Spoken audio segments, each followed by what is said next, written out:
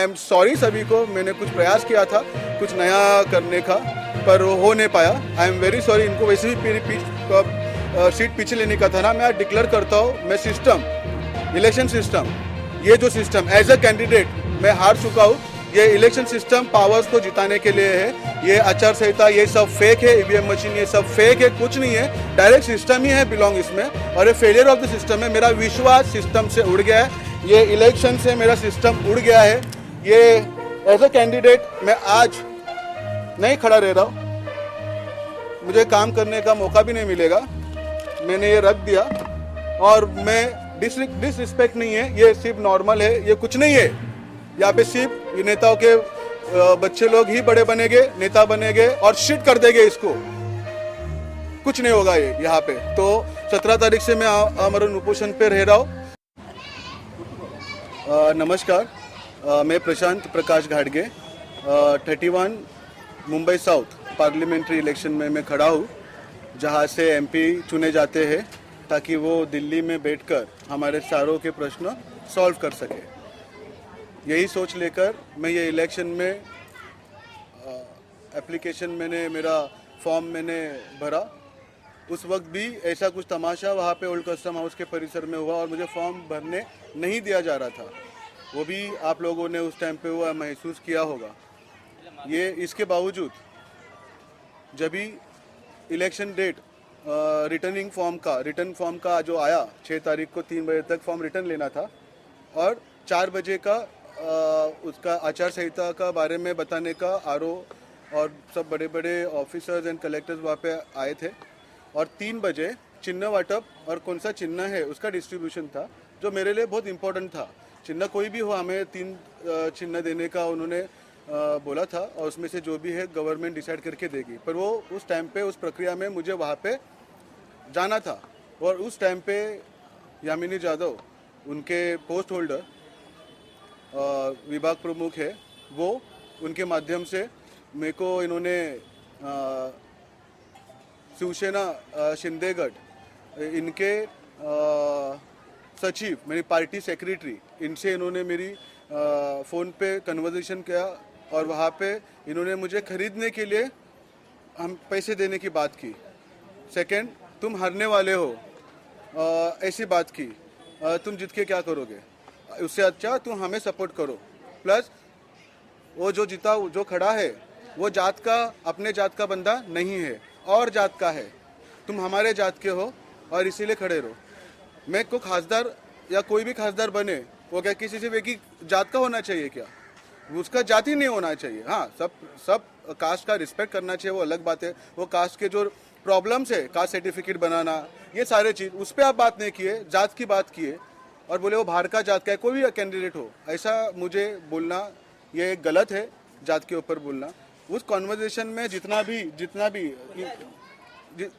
ये कन्वर्सेशन में जितना भी चीज़ वहाँ पे हुआ, ये सारे चीज़ में आचार संहिता का पूरा तरीके से उल्लंघन हो रहा था।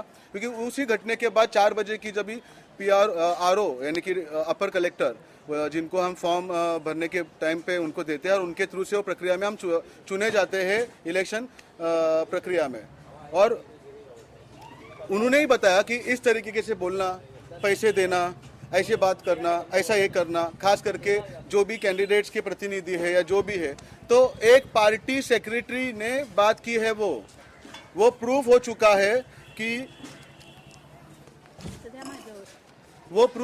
है कि वो पार्टी सेक्रेटरी है। उसके हिसाब से, उसके बायलॉज के हिसाब से, उसके एबी फॉर्म के हिसाब से, जब भी उनको हमें 10 प्रतिनिधि देनी चाहते, 10 प्रतिनिधि हमें देना होता है, और एक पार्टी वाले को एक ही प्रतिनिधि चलता है। ये हम अपक्ष जो है, इनका डायरेक्टली उनके साथ झगड़ा है, और इस तरीके से उस एबी फॉर्म में सेक्रेटरी इनका सही होना चाहिए या उनको सही करना होता है। और ऐसे पर्सनालिटी के बंदे ने मेरे से कन्वर्सेशन किया, एफआईआर हुई। उस कन्वर्सेशन का मैसेज बहुत लोगों को गया, पूरे महाराष्ट्र भर ने ये ऑडियो वो देखा। पुलिस ने, कफपेट पुलिस स्टेशन और उनके सीनियर इंस्पेक्टर का मैं बहुत दिल से शुक्रगुजार हूँ, क्योंकि उन्होंने राइट टाइम पे राइट डिसीजन लिया। उन्होंने एफआईआर बनाया, उन्होंने प्रॉपर जो प्रक्रिया करनी थी पंच के लिए, ये सारा चीज़ प्रॉपर किया। वो एक दिन में हो गया।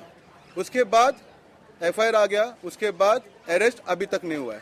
बेलेबल ऑफेंस है मैं मानता हूँ, पर कायदा एंड लॉ एक रास्ते पे रहने वाला जो भी एक गरीब बंदा है उसके लिए भी सेम है। और इस देश के राष्ट्रपति और प्रधानमंत्री जो भी बनेंगे, अभी एक राष्ट्रपति तो है, या जो भी प्रधानमंत्री बनेगा उसका भी सेम लॉ पे उसको जाना पड़ता है, कायदे से ऊपर ऐसा कुछ भी नहीं है। तो वो हिसाब से वैभव थोरात जो शिवसेना शिंदे गट से सेक्रेटरी है, उनको डिस्क्वालीफाइड की प्रक्रिया में जाना होगा।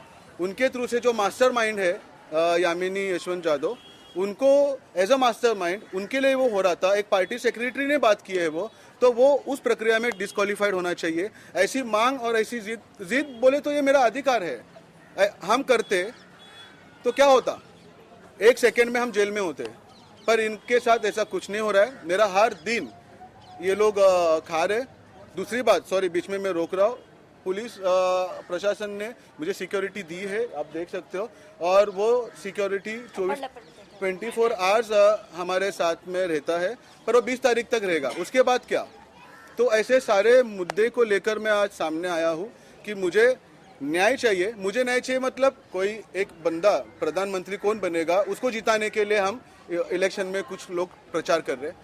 कोई लोगों को गद्दारगिरी किसने किया, पर वो गद्दारगिरी का नुकसान हम आम आदमी को मिला। 6 महीना महाराष्ट्र में सरकार नहीं थी, 2.5 साल सरकार ली, पर वो न्यूट्रलाइज सरकार रही। जुडिशरी सिस्टम काम कर रही थी, IAS ऑफिसर उस पर काम कर रहे थे, इनको मौका ही नहीं मिला। और 5 साल में जितने भी प्रकल्प, जितने भी काम होना चाहिए था, ये इनके बीच में मूवमेंट की वजह से सब काम रुक गया। 5 साल हम पीछे चले गए। इतने बड़ी घटना करने के बाद ये लोग इस तरीके से मीन प्रेजेंटेबल हमारे साथ रह रहे, ये सब गलत है। इसीलिए मैं आज इलेक्शन कमीशन के पास गया था, मिस्टर महाजन, उनसे मिला। उनसे मिलने की बात यानी कि पुलिस स्टेशन ने पहला बोला था कि अभी इलेक्शन कमीशन का बात है, आप उनके पास जाइए।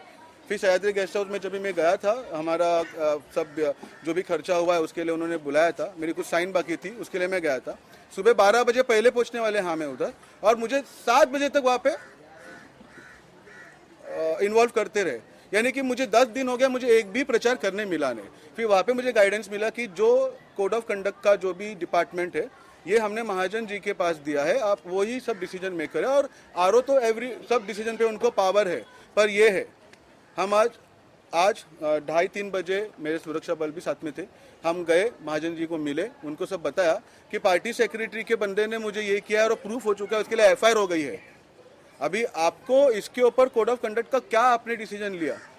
उन्होंने डायरेक्टली बोला कि आपका इशू बहुत बड़ा है and I am very small for it, I am too small for it, ऐसा वो उन्होंने बोल के मुझे एक मैसेज दिया है कि ये सारा चीज़ बहुत बड़े लेवल पे कोई भी रहे, ये सब कुछ होने वाला नहीं है। जो पावर में है, जो ऑलरेडी लोग समझ गए कि जो आज पावर में है वही आगे पावर में आने वाला है, और इसीलिए अपनी सीटें बचाने के लिए, अपने पोस्ट बचाने के लिए कंटेंट ऑफ कोर्ट सिर्फ इंडिपेंडेंट कैंडिडेट्स के लिए है, ऐसा लगता है। तो ये सारा चीज़ है। मैं कुछ अभी डिसीजन लिया है मैंने, वो मैं आपके सामने डिक्लेयर कर रहा हूँ, पर उसके पहले एक मुद्दा मेरे पास, मुद्दा है उछला, ये एक फेस का गोनी भर के मुद्दे हैं, उसमें के कुछ मुद्दे में सिर्फ एक आपको बताता हूँ, और उसके बाद मैं क्या डिसीजन लिया है मैं आपको बता रहा हूँ। ये जो माड़ा कॉलोनी है, यहाँ पे हम 60 साल से रहते हैं, यहाँ के लोग। आप बिल्डिंग देखो सारा, यहाँ के लोगों को एक ट्रांजिट स्कीम में इन लोग के पास 300 का एरिया इन लोग को मिलने की उम्मीद है ही नहीं। अगर इनको 350 का एरिया चाहिए तो इनको कुलाबा के बाहर जाकर काम करना होगा, मतलब बाहर जाकर रहना होगा, ऐसा ये रूल है। पर 30 साल के ऊपर हम इधर वास किए हैं या इधर के लोग यहाँ पे रहते हैं, तो वो 33(5) के स्कीम में जा सकते हैं, जिससे उनको एटलीस्ट 500 से, मतलब रूल्स ही है, जब भी आप 33(7) और 33(5) में जब भी जाते हो, एक स्कीम है कंस्ट्रक्शन के लाइन में, तो उसमें आप 500 से 700 का एरिया तक, या 500 300 से 1300 तक के एरिया तक जा सकते हैं। यहाँ के लोग 1 BHK नहीं, 1 RK से भी कम रूम में रहते हैं। कॉमन टॉयलेट्स है यहाँ पे, 10 बाय 10 के खुली रूम्स में ये लोग सब यहाँ पे रहते हैं। आप बताइए कि इनका अधिकार बनता है कि आगे जाके ये 2 BHK फ्लैट्स में या बड़े परिवार में जाए, क्योंकि उनकी दूसरी पीढ़ी चालू हुई है। इसीलिए मैंने एक संघर्ष किया था यहाँ पर, ये संघर्ष के सब डिटेल्स है। तो यहाँ पे मैंने ऐसे प्रपोजल लेके आया कि 33(9) और 33(7) अंतर्गत, क्योंकि दोनों भी प्लॉट का मेन लैंडलॉर्ड कलेक्टर है, इनको अभी तक कन्वेंस हुआ ही नहीं है माड़ा को। पर चलो, माड़ा के हाथ में पूरा अथॉरिटी है, पर ये दोनों को मिलकर यहाँ पे बड़े फ्लैट्स मारने के और गरीबों को बड़ा रूम देने का एक अथॉरिटी कंफर्मेशन मैंने करके लेके आया था। वहाँ पे हमारे आमदार साहब राहुल नार्वेकर जी, उनको उनके लोगों को बिल्डर बनाना है, पैसे ऐंठना है, 225 के एरिया में सब कुछ शिफ्ट कर रहे हैं। आचार संहिता के इसमें संडे के दिन इन्होंने प्रेशराइज करके माड़ा के अधिकारियों से ये लोगों ने नोटिस भेजवा, सभी पब्लिक को गुमराह कर दिया। कैबिने यहाँ पे लॉटरी पे बटी गई, कैबिने सेटिंग करके ये लोगों ने पूरा प्रोसीजर किया और इनका मिसअंडरस्टैंडिंग क्रिएट करके 225 के ट्रांजिट कैंप में इन लोगों ने इनको शिफ्ट किया। मतलब अभी और 25 साल रुकना पड़ेगा 3324 के लिए, ताकि हम एक नया 600-700 का एरिया के लिए जाए, जो हमें अभी अधिकार है। ये इन्होंने मार दिया। संडे के दिन इन्होंने प्रचार किया, नोटिस बांटे, और मंडे के दिन घाई में 11 जन को ये लोगों ने चाबियां बांटे। और प्रश्न है 250 लोगों का, 250 लोगों को मिसअंडरस्टैंडिंग करके इन्होंने 225 का फ्लैट किस तरीके से दिया, बाकायदे इनको 500 का अधिकार है। ऐसे बहुत सारे प्रश्न मेरे पास है।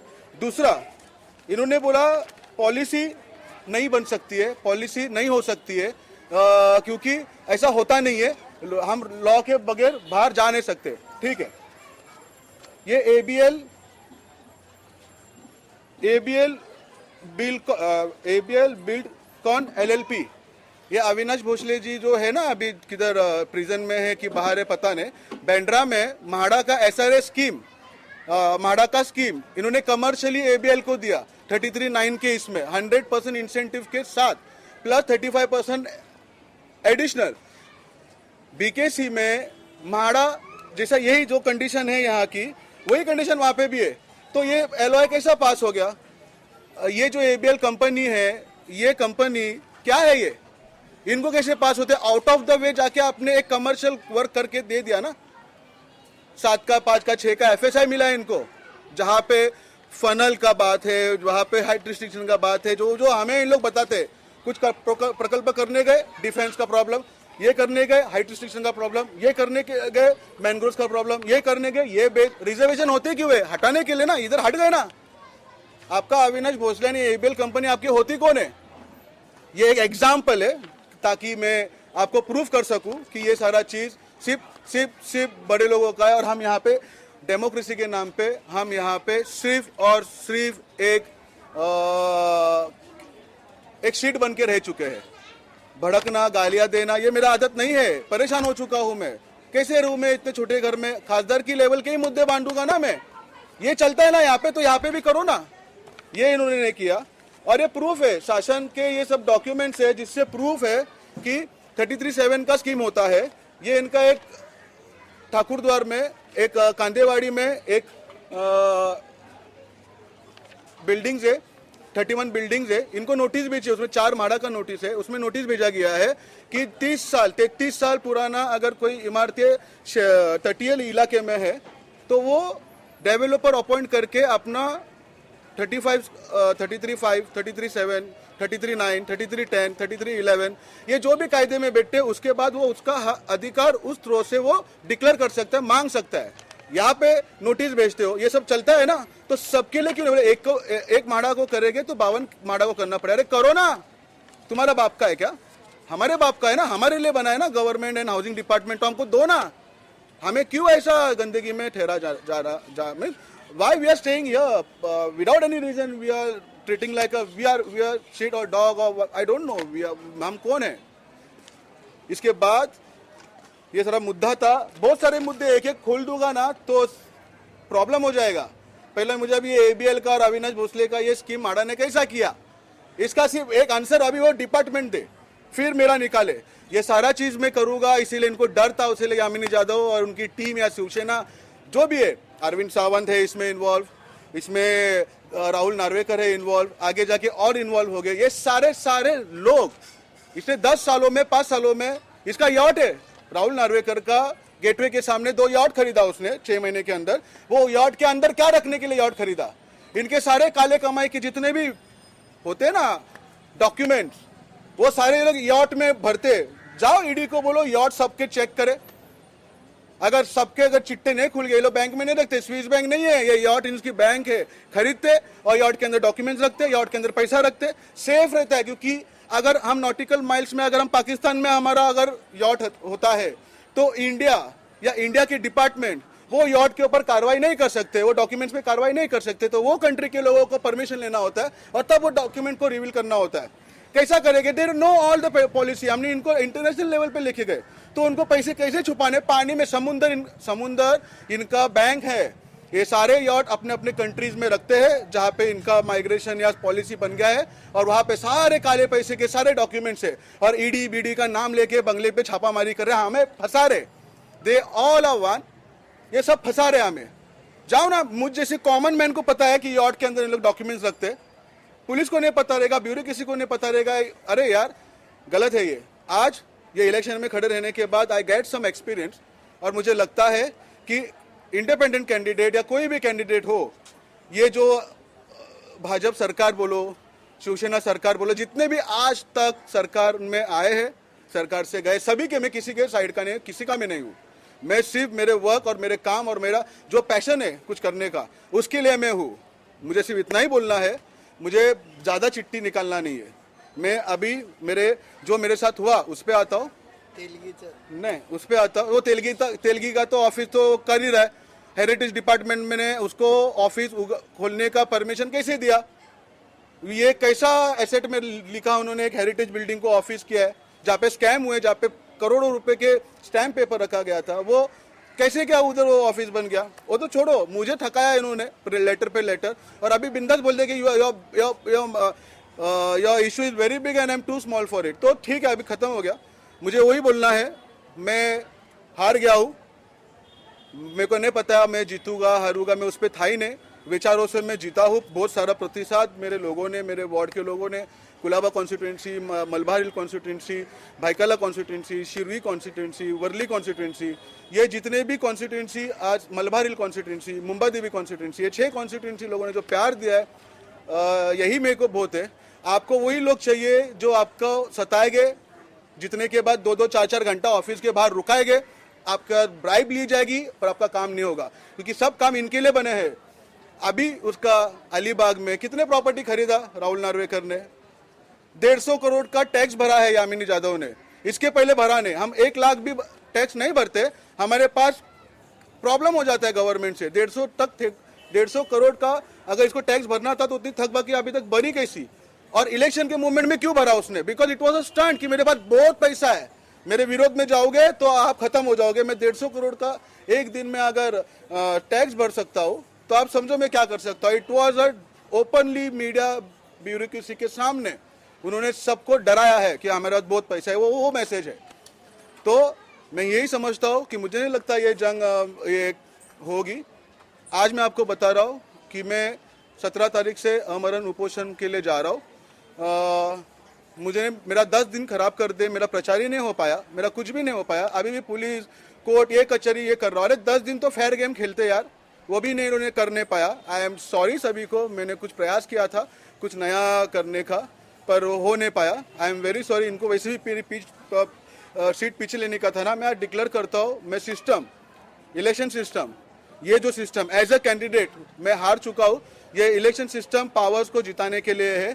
ये आचार संहिता ये सब फेक है, ईवीएम मशीन ये सब फेक है, कुछ नहीं है, डायरेक्ट सिस्टम ही है बिलोंग इसमें। और ये फेलियर ऑफ द सिस्टम है। मेरा विश्वास सिस्टम से उड़ गया है, ये इलेक्शन से मेरा सिस्टम उड़ गया है।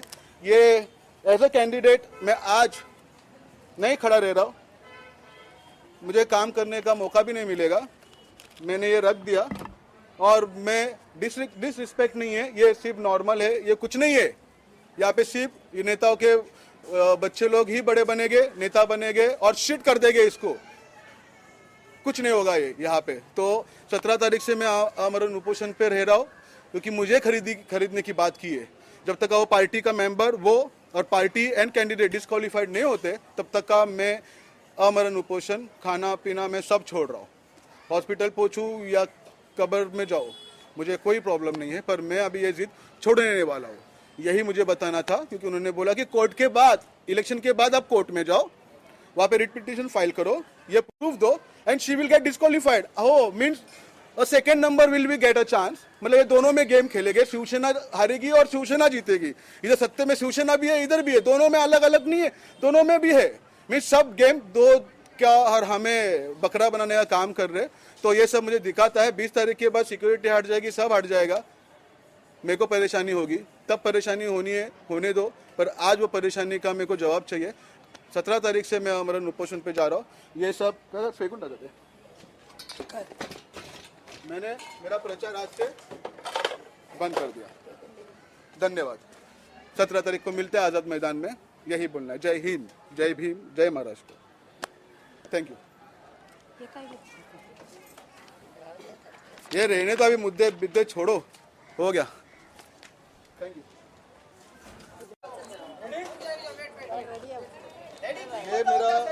ये मेरा मैनिफेस्टो था, ये मेरा मैनिफेस्टो था। 10 दिन तक मेरा एक भी प्रचार नहीं हुआ है। आज सोचा था कि कल से मैं प्रचार करूंगा, तो सारी प्रक्रिया सामने रखकर, इसमें सारे मुद्दे 20 से 25 मुद्दे थे। अभी एयर कंडीशन को कोई मत करो, मत, मैं नहीं खड़ा हूँ। 10 नंबर का बटन कोई मत डालो। ये मुद्दे में मेरे कुछ काम के नहीं है।